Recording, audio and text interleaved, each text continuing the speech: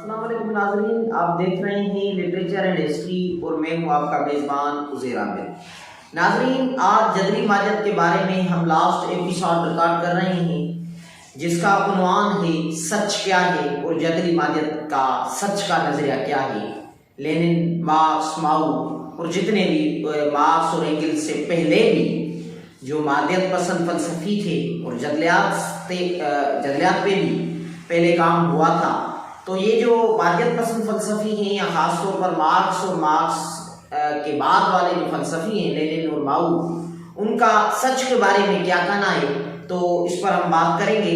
لیکن ٹاپک پر آنے سے پہلے آپ لوگوں سے یہ گزارش ہے کہ ہمارا یہ channel literature and history subscribe کر دیں اور بیل آئیکن کو بھی پریس کر دیں تاکہ ہماری آنے والی ویڈیوز آپ لوگوں کو بوقت اور بآسانی مل سکیں۔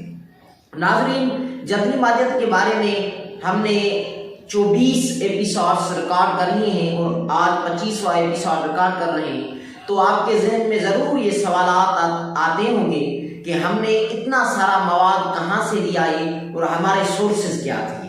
تو آج اس لاسٹ ایپیسوڈ میں آپ کو وہ بکس بتاتا ہوں جہاں سے ہم نے یہ جو سارا مواد ہے وہ حاصل کیا ہے۔ ان میں جو مین یا کتاب ہے جس سے میں ٹاپک وائز میں نے یہ ساری ویڈیوز ریکارڈ کی ہے یا جو میرا مین سورس رہا ہے، وہ ہے سندھی میں لکھی گئی رشید بھٹی کی ایک کتاب۔ رشید بھٹی جو کہ ترقی پسند ادیب اور شاعر تھا، اس کی کتاب ہے سچ کا فلسفہ، سندھی میں اس کا نام ہے سچ جو فلسفہ۔ وہ کتاب ہم نے اس سے استفادہ کیا ہے اور سندھی میں کچھ اور کتابیں ہیں، کچھ ترجمے ہیں، جیسا کہ ابراہیم جوہر صاحب نے ترجمہ کیا تھا فلسفے کا ابتدائی کورس، اور سکندر مغل کا کتاب ہے ڈاہا پجوبیاس، اور کچھ چیزیں ہم نے علی عباس جلال پوری کی کتاب تاریخ کا نیا موڑ اور ان کی کچھ دوسرے کتابوں اور مضامین سے بھی لیے ہیں۔ تو آج ہمارا جو لاسٹ ٹاپک ہے اس پر آتے ہیں۔ اس عنوان ہے جو لاسٹ جدری ماجد کا، وہ ہے سچ کیا ہے۔ عام معنی میں روزمرہ کی زندگی میں ہم سچ اس چیز کو کہتے ہیں، اس بات کو کہتے ہیں جو جھوٹ کے برعکس ہو، جو فریب کے برعکس ہو، جو دھوکے کے اور کسی کے ساتھ ناجائزی کرنے کے برعکس ہو، اس کو ہم سچ کہتے ہیں۔ لیکن فلسفیانہ معنی میں سچ کسے کہتے ہیں؟ سچ وہ چیز ہوتی ہے جو حقیقت سے ملتی جلتی ہو اور جو زندگی میں واقعی بھی جو عملی طور پر ہم اس کا مشاہدہ کریں تو حقائق سے میچ ہوتی ہو، جو چیز ہم اس کو سچ کہتے ہیں۔ اور سچ جو ہے وہ معروضی یعنی آبجیکٹو حیثیت رکھتا ہے، سچ موضوعی نہیں ہوتا۔ یعنی سچ کیا ہے، یہ کسی کی خواہش، کسی کے ارادے، کسی کی عمل یا کسی کی مرضی پر ڈیپینڈ نہیں کرتا۔ سچ اپنا ایک آزادانہ وجود رکھتا ہے، کسی کے کہنے سے سچ جھوٹ نہیں ہو جاتا اور جھوٹ سچ نہیں ہو جاتا۔ یعنی پہلی بات جو سچ کے بارے میں کلیئر کرنی چاہیے وہ یہ کہ سچ اپنا ایک معروضی وجود رکھتا ہے۔ لینن نے اس بارے میں کہا تھا کہ سچ انسانی خیالات کا وہ حصہ ہے جو موضوعی نہیں ہے، یعنی جو سبجیکٹو نہیں ہے، انسانی ارادے سے بالا تر ہے، جو اپنا معروضی وجود رکھتا ہے، وہی سچ ہے۔ تو اس سے ہمیں یہ اندازہ ہوتا ہے اس بات سے کہ فطرت اور قدرت سچ ہے، لیکن ایسا بھی نہیں ہے۔ ہمیں اس بارے میں تھوڑا ڈیٹیل میں جانا ہوگا تو ہی پتا چلے گا تو سچ کیا ہے اور جھوٹ کیا ہے۔ یعنی اگر ہم یہ کہہ لیں کہ ساری چیزیں جو موضوعی ہیں وہ سچ ہیں تو ایسا بھی نہیں ہے۔ یعنی فطرت اور قدرت میں جتنی بھی چیزیں موجود ہیں وہ نہ تو سچ ہیں نہ تو جھوٹ ہیں۔ انسانی جو سمجھ ہے اور انسان کا ان چیزوں کے متعلق جو خیال ہے اور جو پرسیپشن اور کانسیپٹ ہے وہی ان چیزوں کو سچ کہلاتا ہے اور اس وجہ سے ہی سچ ہوتا ہے۔ یعنی فطرت اپنی معنی میں نہ تو سچ ہے نہ ہی جھوٹ ہے۔ انسان جب ان چیزوں کو سمجھتا ہے تو ہی سچ اور جھوٹ کا پتہ چلتا ہے۔ تو اس سے ایک اور کوشچن ریز ہوتا ہے کہ پھر ہم نے یہ کیسے کہہ لیا کہ سچ انسانی ارادے پر ڈیپینڈ نہیں کرتا؟ تو اس کے بارے میں بھی فلسفیوں نے بہت ہی کلیئرلی کہا ہے کہ ہاں ایسا ضرور ہے کہ انسان کے سوا سچ نہیں ہے۔ جب انسان وجود رکھتا ہے تو ہی سچ ہوتا ہے، کیونکہ جب انسان نہیں ہوگا تو سچ اور جھوٹ میں کوئی فرق نہیں ہوگا۔ وہ انسانی وجود اور انسانی خیالات ہی ہیں جو سچ کو ڈسکور کرتے ہیں۔ جیسے کہ بہت سارے فلاسفرز اور سائنٹسٹ ہوتے ہیں وہ سچ کو ڈسکور کرتے ہیں، لیکن یہاں ایک بات کلیئر کرنی چاہیے کہ انسان سچ کو تخلیق نہیں کرتا، انسان سچ کو ڈھونڈتا ضرور ہے، سچ کو ڈسکور ضرور کرتا ہے، کوئی سائنٹسٹ، کوئی شاعر، کوئی فلسفی، لیکن سچ کو تخلیق نہیں کرتا۔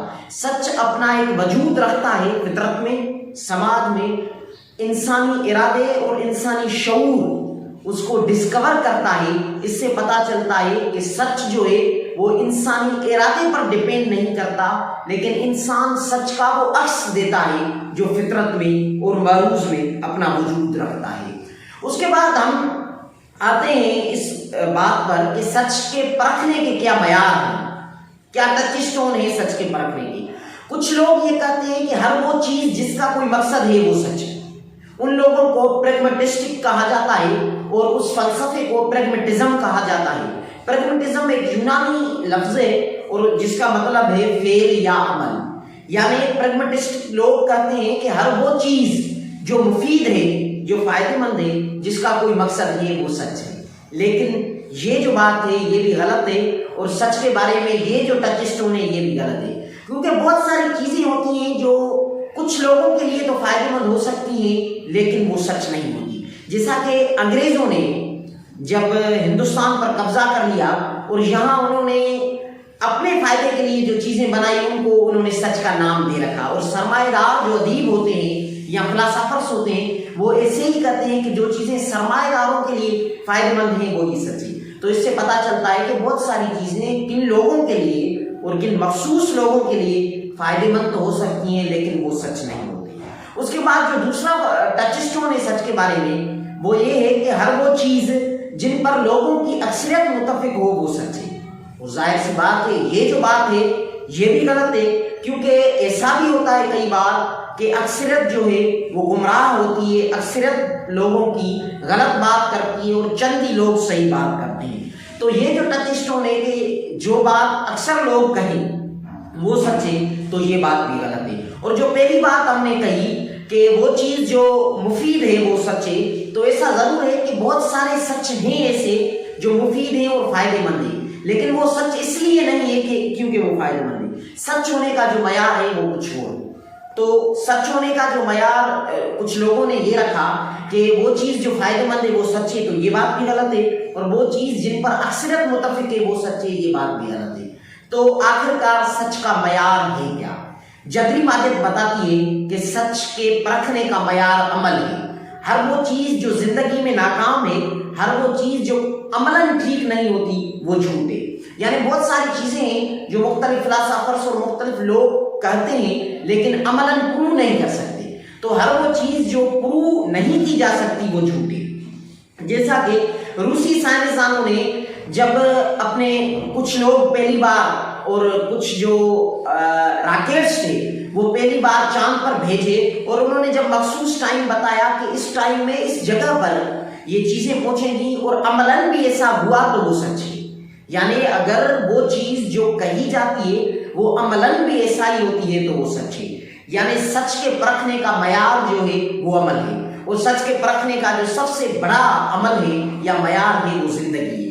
بہت سارے ایسے خیالات ہوتے ہیں جو زندگی میں ناکام ہوتے ہیں، اقتصادیات کے بارے میں، سماجیات کے بارے میں، تو ہمیں وہ جو اپنے خیالات ہیں وہ تبدیل کر لینے چاہیے جو وقت کے ساتھ مدِ خارج ہو جاتے ہیں اور جو وقت کے ساتھ نہیں چل سکتے۔ تو سچ کے پرکھنے کا جو سب سے بڑا معیار ہے وہ عمل ہے، اور عمل ہی کیوں ہے؟ کیونکہ عمل ہی ہمیں صحیح معنی میں بتاتا ہے کہ کوئی چیز جھوٹ ہے یا سچ ہے۔ یہ اس چیز سے پتہ چلے گا کہ عملاً کوئی چیز پروو ہو سکتی ہے تو وہ سچ ہے، نہیں پروو ہو سکتی تو وہ سچ نہیں ہے۔ یہ تھا سچ کے پرکھنے کا معیار۔ لاسٹ بات جو ہم کریں گے وہ ہے کہ سچ کو کیسے جانا جا سکتا ہے۔ کیا ہم سچ کو یا علم کو، جو سچا علم ہے، اس کو ہم ایک بار جان سکتے ہیں، یا ہم اس متعلق جو ہے وقفے سے یا بہت لمبے عرصے کے بعد جانیں گے؟ سائنس کا جو علم ہے وہ ایک دم حاصل نہیں ہوتا۔ سائنس کی ایک پرانی تاریخ ہے، اور جتنی بھی چیزیں سائنس نے یا مختلف علوموں نے ڈسکور کی ہیں وہ یکجا یا ایک ہی وقت میں نہیں ہوئی ہے، بہت بڑے عرصے سے چیزیں ڈسکور ہوتی گئی ہیں۔ مثلا نیوٹن کے جو 7ویں صدی میں خیالات تھے وہ اس وقت تو ٹھیک تھے، لیکن جب 19ویں اور 20ویں صدی میں آئنسٹائن اور ہاکنگ نے کچھ چیزیں کہیں تو وہ نیوٹن کے خیالات غلط ثابت ہوئے۔ تو اس سے پتہ چلتا ہے کہ سچ کو ایک دم حاصل نہیں کیا جا سکتا، کیونکہ یہ فطرت جو ہے یہ بہت وسیع ہے اور ایک دم اس کو ہم حاصل نہیں کر سکتے، اور سائنس علم کے دروازے کبھی بھی بند نہیں کر سکتی۔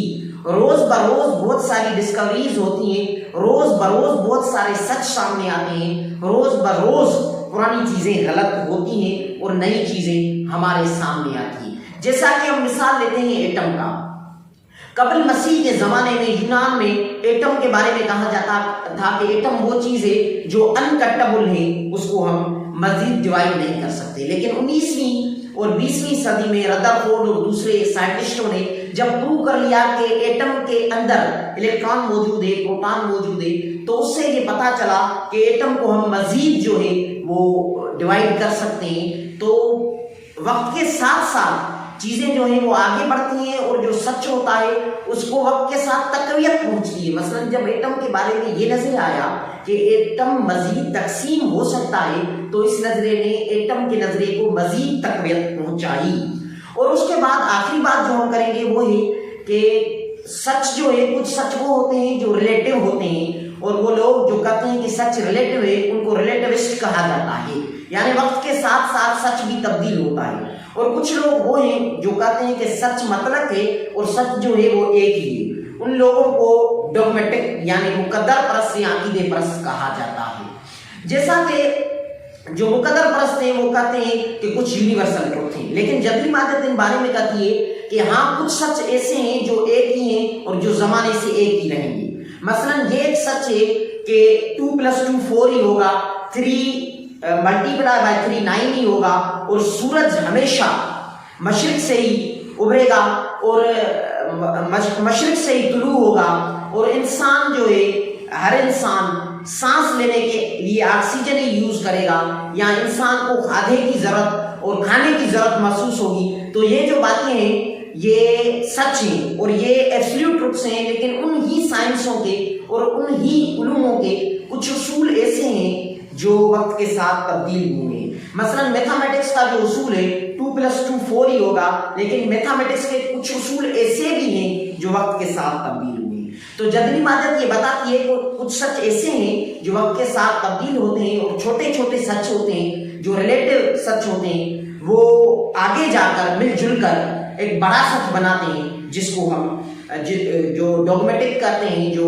ایبسلیوٹ ٹروتھ ہے وہ بھی ہوتا ہے، لیکن ریلیٹو ٹروتھس بھی اپنا وجود رکھتے ہیں۔ تو یہ تھی ہماری بات سچ کے بارے میں۔ جدید مادت کی یہ ساری اقساط ہمارے اس چینل میں ایک پلے لسٹ موجود ہے ڈائلیکٹیکل میٹرلزم کے نام پر، وہاں کلک کیجئے اور سنیے جدید مادت کی یہ ساری اقساط جو کہ کارل مارکس کے فلسفے کا بنیاد ہے۔